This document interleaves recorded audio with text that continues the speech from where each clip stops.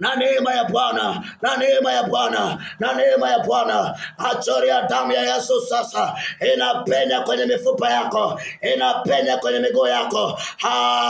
Lango lolote ambalo shetani alipitisha ufalme wake linaondolewa kwa damu ya Yesu aliye hai, kwa jina la Yesu aliye hai. Ninaiondoa hiyo vita iliyoko malangoni, ninaiondoa hiyo vita iliyoko malangoni.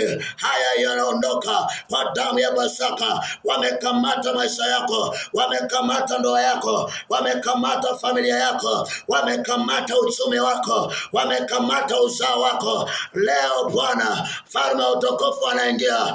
Inua malango yako kwa imani, inua moyo wako kwa imani.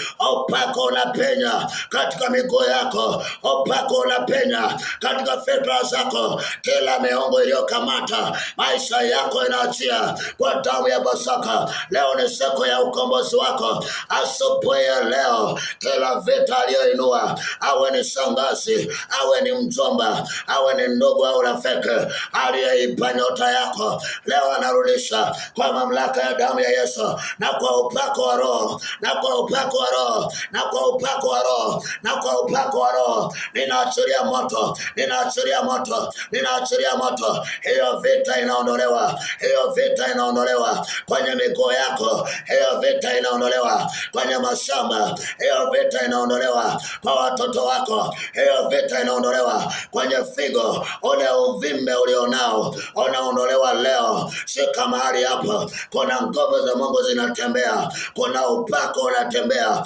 Kandurubusa, kandurubusa, kandurubusa. Huyo mtoto anayesumbuliwa na kichwa, kichwa kinaacha kuuma, na iondoa vita yako mama, inaondoka kwenye malango. Na iondoa vita yako iliyoko kwenye malango, na ndoa yako haina amani. Na iondoa hiyo vita rapa kandurubusa, na iondoa hiyo vita ya ulevi alionayo mume wako. Rasandurubusa, rasandurubusa, rasandurubusa. Upako unashuka sasa.